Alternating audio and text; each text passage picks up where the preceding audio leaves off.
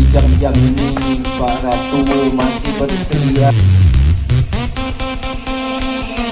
내가 제일 잘 나가 내가 제일 잘 나가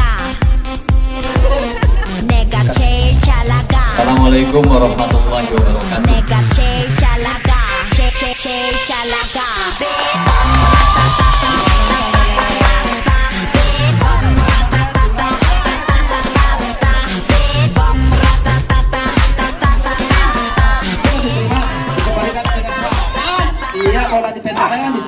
Dalam rangka apa Pak untuk mengunjungi lapangan terbuka di Ganus Pak? Ya, kita malam ini adalah malam Minggu.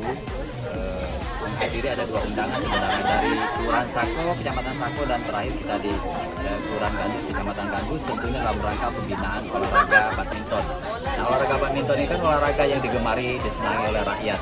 Maka dari itu kita lihat di lapangan terbuka luar biasa antusias dari warga di sini. Maka kita hadir di sini dan kita akan hadir di beberapa kelurahan nanti.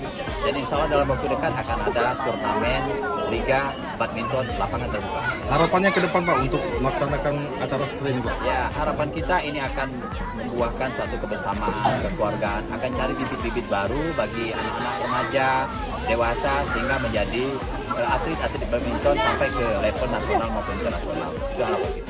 내가 제일 잘 나가